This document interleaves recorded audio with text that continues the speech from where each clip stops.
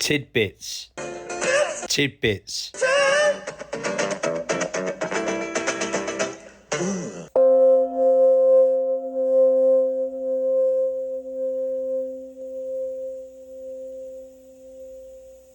Alright chums, welcome back to tidbitspod. This is Jack Tidball here, and I'm going to be taking you through this episode. And where am I hear you say? I am currently just tottering around in Taichung's fashionable Taichung Park, which again is not a Korean midfielder. This is pretty nice today. It's been raining, so I'm just using this little window to get out and stretch my legs and whatnot.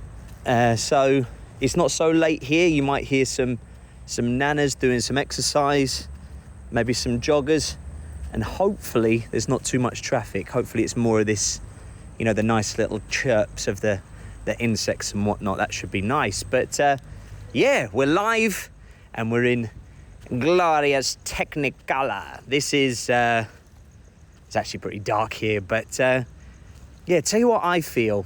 When you just want to shush everyone. I feel like that annoying friend that's always telling everyone to be quiet, but it's them that's actually the loud one. Those people, like, they think they're doing everyone a favour, but really they're making more noise than if they just let the noise happen, kind of thing.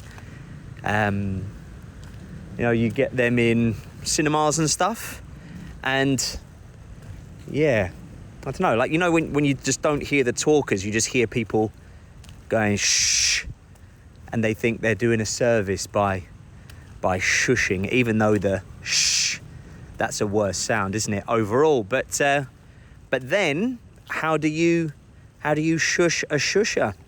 The eternal question. Do you then pipe up, be quiet please, or something?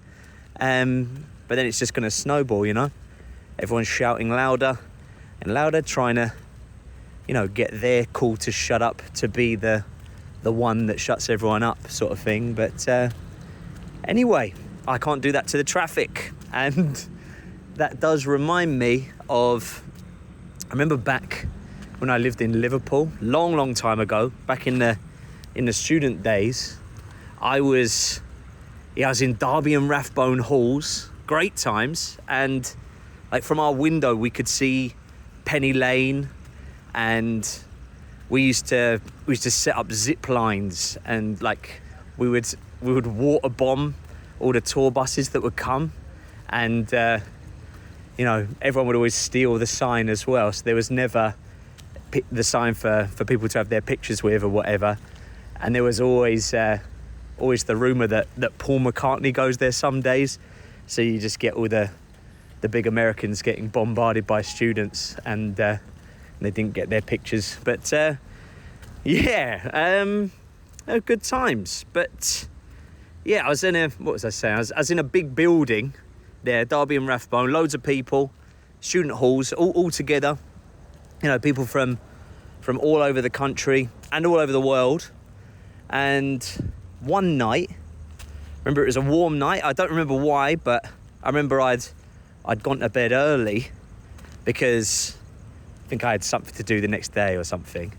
But then later on, we're talking 2 or 3 in the morning, down by down below the window, just in the little courtyard bit, or at the bottom of the walkway, my window was open and I was up on the 3rd floor, and you could just hear everything from all around.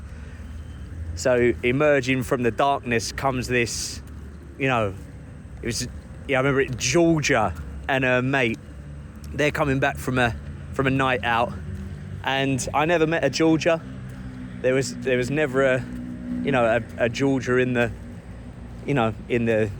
chat or whatever.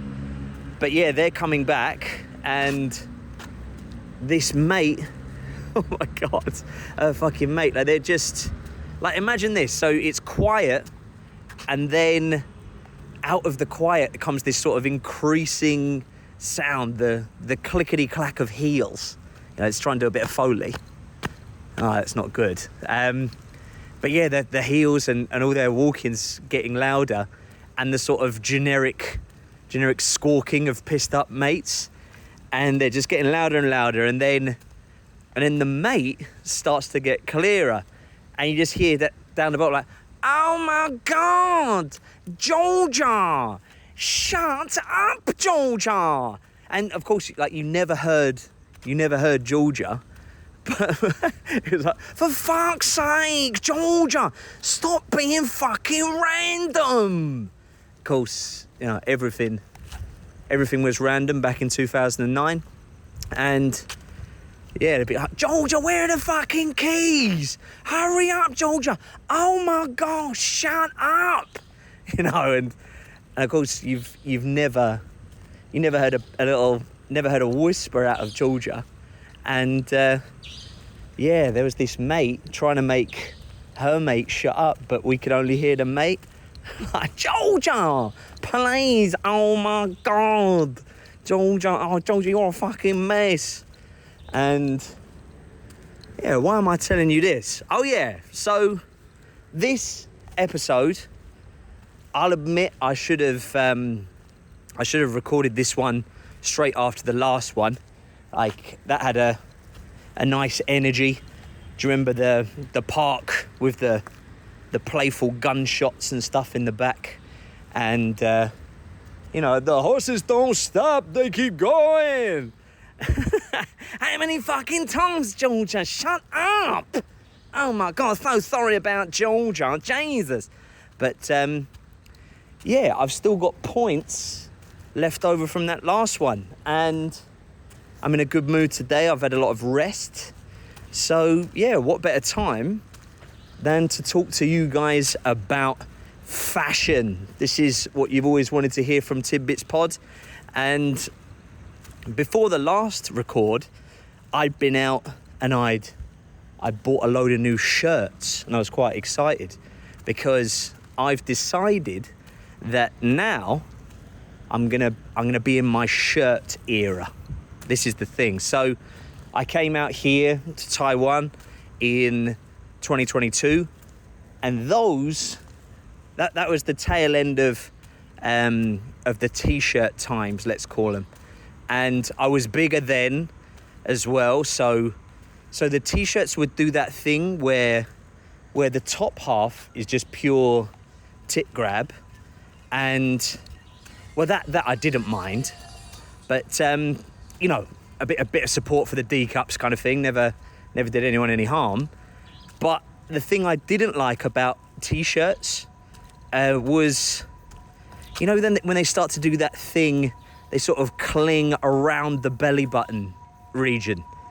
Like, that's the worst. The material all kind of gathers, and it gets pulled tight around the belly.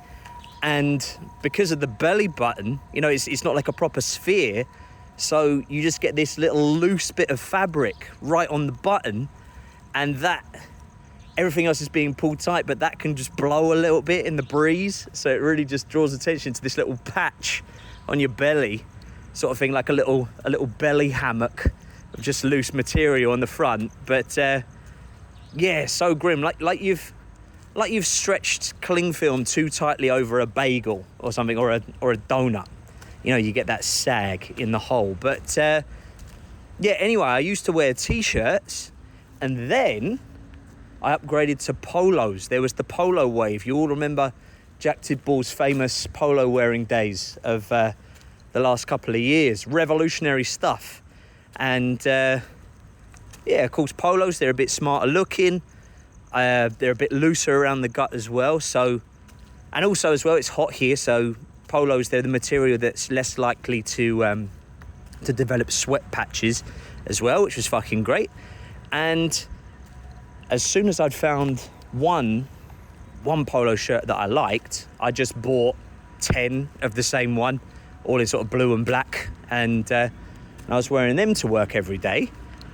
But yeah, so polos were the way for the last couple of years, but now the next phase, as it were, it's crept up, I'm going to start wearing short sleeve shirts, like shirts, button downs, like shirts. They would probably come under the broad category of resort wear, like shirts that you can get away with not ironing. That's me. That's the next thing. So yeah, and fuck ironing, by the way. Like, I think let's just all embrace the crease. That's what I say.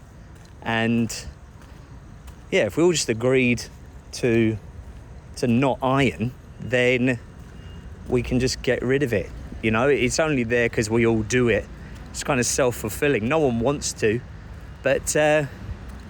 Anyway, the point, and this is more poster chat, by the way. March was a very poster heavy day, I guess, when I wrote these points. But yeah, I was buying the shirts, and I had one. They're all sort of draped over my arms, one for every day of the week, no messing about. And yeah, I was in the queue, and there was a lovely bit of K-pop playing on the speakers, and it was a nice shop, and I was just ahead of a massive group of Indonesian women. They're all sort of clucking away, and they'd let me go ahead because, well, I didn't have much stuff, so they've let me go ahead, and they're all laughing and joking and whatnot. It's nice atmosphere, wholesome, lovely. And I remember looking up and down this queue, and I was just thinking, by Jove, this is the most British thing I've ever seen, Mom. But no, I remember looking up, and above the tills there was this massive poster, and here is the point. Here is what I'm trying to get at. Yeah, why is it that in fashion posters no one's ever smiling? And it's always the same sort of setup as well. You've always got two people, and most of the time it's a man and a woman, and they'll be back to back, and they're always wearing the weirdest shit in the shop. And yeah, like they're never kind of what I'm going to call normal looking as well. And you see, you got two back to back alien looking people, kind of racially ambiguous, shit haircuts, like, I don't know, maybe one of them's sitting in a chair or something, and they're just standing oddly, and maybe having a nice lean against a hedge or something, but trying to look cool. And I mean, I get it, but then they're just kind of, I don't know, they just sort of stare at you. They're giving you the kind of, what the fuck are you doing in this shop sort of face. Like, what is that face? If you're selling clothes, I suppose the marketing person, they've got two choices for these posters, really, haven't they? They can either they're trying to make you want to be like the person in the picture, thinking like, oh wow, they look cool, I'll buy the clothes so I can look like them, sort of thing. Or they're trying to make you want to, like, you want to fuck these people in the picture, like, wow, they're attractive, I'm gonna buy those for my partner or whatever. But it's, yeah, I don't know. So, I mean, or the obvious blend of those two choices, like, yeah, buy these clothes and then you will look cool and everyone's going to want to fuck you or whatever. But that's that face, isn't it? But in reality, every time you see a picture, you look up on the wall in one of these shops, my thought is always, oh, he looks like a prick or whatever, cheer up. Well, I'm not going to buy that stuff because they all look fucking miserable, kind of thing. But yeah, it's not an accident either, is it? So, and it's not the model's choice, but every tiny little detail about every one of those pictures has been carefully chosen by a team of like fucking awful marketing people. Like people with, you know, that they'll be called shit like Amanda or Martin, you know, these kinds. But oh yeah, what do you think of this one, man? You know, oh yeah, that's great work, great choice, Martin. No, he'd insist on Martin, wouldn't he? He wouldn't go by Mart. She'd go by Mand. But grimy. But yeah, imagine a group of them in a kind of like an open plan office. They're all choosing the pictures, like who looks the most like weird and miserable kind of thing, and then yeah, they're supposed to be kind of aspirational, but instead they just choose these odd kind of equine, severe, weird looking people to wear the clothes, and then they're just giving it to us, you know, like we're just the regular kind of porcine swill with the average Joe, their loyal customer base. And yeah, we can never, well, you wouldn't really want to look like these people kind of thing. But yeah, maybe it's because smiles are quite hard to judge. Is that it? Like you know what you're getting with the sort of sneery, pouty face, don't you? But maybe some people are threatened by smiling. I don't know. No doubt someone's done the research, and you know, there's like a paper somewhere, and it says what face is best to make people want to buy clothes. And yeah, I don't know. This poster got me thinking, and this was just on the wall in a shop, but maybe it's the occasion that sort of governs the face, or the face governs the occasion sort of thing. Because I was thinking about wedding shops, sort of wedding suits. They're always smiling, aren't they? Like you're not going to catch a picture of a groom looking moody or whatever. But then how does that compare?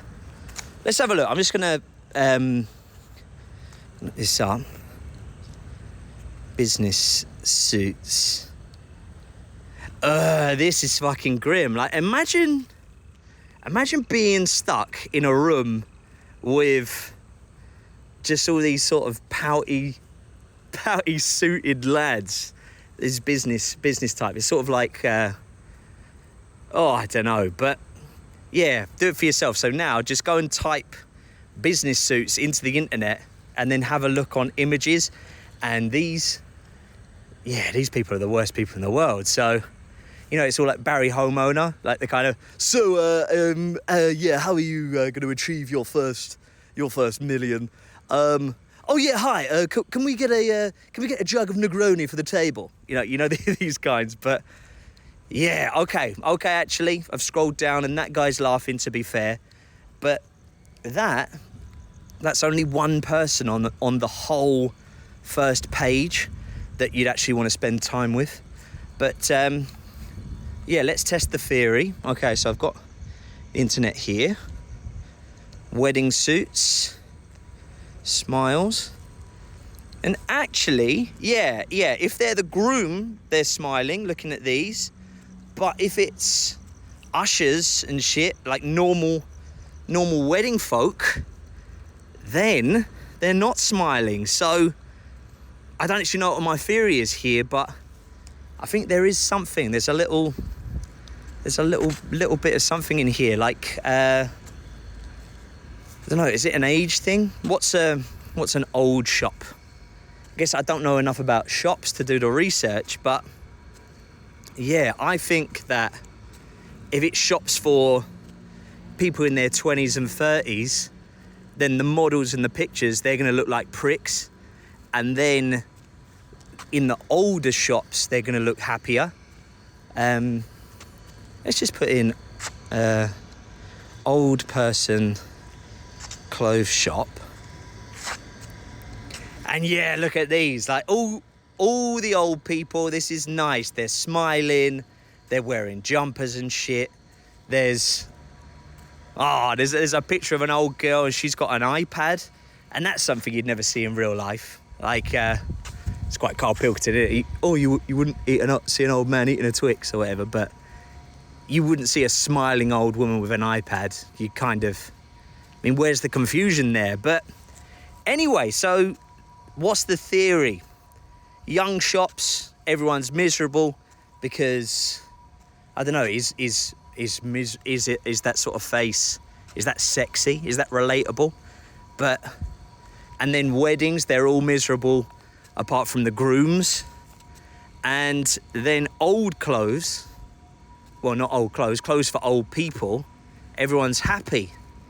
And I don't know, maybe that's because young people want to be cool and old people want to be happy. I don't know. It's not just clothes as well. Like, let's expand this sort of non-theory before we know what it is. So, all right, if I put in Rolls Royce. Okay, if you look up Rolls Royce, then of course there's a lot of pictures that are just cars, but then the first one with people, you've got two lads standing next to this car, and it looks like a deal has just been done, and the dealer is smiling. He's an older boy, and the younger guy, he's trying to look cool, but ultimately he's looking confused, like he's just been scammed and he's too far down the rabbit hole and a horrible deal to pull out, kind of thing. And this picture pretty much sums it up, actually. I think it's a different point than what we started with, but yeah, it's that kind of ballpark, isn't it? Like, that's a really weird handshake as well. Like, it's like a handshake's happened, but then the younger guy has gone in for a wrist grab as well, and now it's a sort of tangle of masculine confusion, and no doubt they're both trying to squeeze the hands or whatever, because that's what they've been told about how to make deals or some bullshit. Horrible. But yeah, and the younger guy in this picture has probably just given the older guy hundreds of thousands of pounds because he's been sold a dream or whatever. So well, let's pull it back. This is kind of like me buying a load of shirts, isn't it? Somehow. Well, that's where this started, but yeah, what am I saying? Marketing's awful. I guess that's the point. And yeah, I don't know. This podcast has just been a little flavour into. This must be just the normal thoughts of what a marketing executive must be like all the time. You know what I mean? Thinking about what pictures are going to sell the most stuff or whatever. And obviously they'll know a lot more than me. I'm just talking out of my ring, out of my hole. But yeah, have you seen videos of that guy that he solves products problems? And he always says, okay, between everything he says, because he thinks that you're a fucking plank. Have you seen this guy? Like he just needs to, you know, he just keeps checking that you understand him. Okay. And yeah, he's called Rory something, and he will say some obvious shit like, okay, well, people, they'll have new ideas, okay, and the people with the new ideas tend to make more money than those who don't have ideas, okay? And let's say I make a new drink, and they'll want to buy it to try it, okay? But if my new drink isn't as nice, you know, if it's not nice enough, okay, then people won't buy it again, okay? So, I mean, look at Coca-Cola. You know, people like the taste, so people buy more of it, okay? And that's how you make your millions. Fucking hell, I don't know. Maybe it's, I've sort of made him sound like Mr. Garrison, okay? But, yeah, look him up. That'll make you sad. Yeah, and as we're talking about fashion and marketing, I think now's the time to go into more news. Tidbitspod has a Patreon page, and I've decided that I'm going to do little Patreon bits. So I'm going to do film watch-alongs, and also I'm going to record a series of the sounds of Taiwan. So I'm going to go more into, you know, proper nature and stuff, get some nice recordings, and start to do sort of like, you know, the help you get to sleep sort of, that sort of vibe. So maybe I'll do, I don't know, I think that'd be quite nice. So yeah, whatever sort of calming or whatever. not like these. I can hear a building site in the back here, but yeah, if you go up into the mountains, you get some nice insect noises and whatnot. But yeah, so the Patreon has 2 tiers, and one tier is just there so you can get involved, you know, just show your face, and like that's just £1 a month, and that's just the sort of, you know, thanks for all the podcasts tier, you know. And if you join that one, then you're just getting involved, and you'll get extra episodes, or you'll get most of the extra episodes and stuff. But yeah, if you join the big boy tier, the break-even tier, then you're going to be helping this podcast to break even, because, well, it's just sat there. It's pretty much a tenner a month just gets taken from the bank, and I've been doing this, well, it's existed for 5 odd years. I don't know the times, coming up to 6 years maybe. But yeah, so we're going to try and get it out of the hole. And, you know, also you can get more involved as well. Like, you can pick the topics and stuff, and you get to choose the films for the film episodes and all that stuff. And yeah, I'll make you your own one of those sleepy relaxation ones. I think that'd be quite good. So maybe if you like storms, or the, I don't know, family mart ambience, whatever, scooter traffic, if you find that relaxing, then I can record that for you. Something that you can't get anywhere else. Hopefully I'll make you your own one, like this little cricket or something. But yeah, I think that would be nice. But all in all, get involved in the Patreon, and yeah, that'd be nice. But yeah, so yeah, if you've been listening for a while, now's the time. Get involved. And, you know, because this isn't, you know, I'm not like the big podcasts. This is just me. So you'll just help to keep it going, and we'll have a good time. And the links for that are all on the Instagram page, or indeed they're in the show notes for this very episode and most of the recent ones. So take a look there now and go and sign up. Cheers, guys. So yeah, anyway, I'll catch you all again very soon. And oh, it's all kicking off here. All the best. See you later.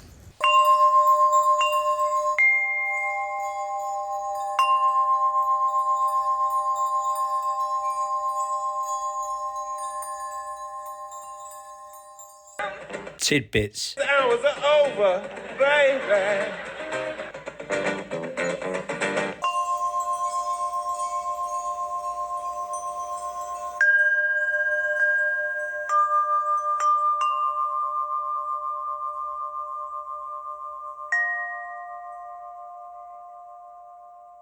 One of the things that really annoys me about the back to the office movement, okay, is I sit at home, I've got a 55-inch 4K TV, which I use as a monitor, affixed to the wall in front of the desk. Yeah. I've got a laptop screen, I've got a professional webcam, and I come into the office and they basically say, here's your plug and here's a chair, okay? Now, one thing we know about productivity apparently is that multiple monitors are an absolute productivity booster. Okay? And yet what we're doing is we're doing this hot desking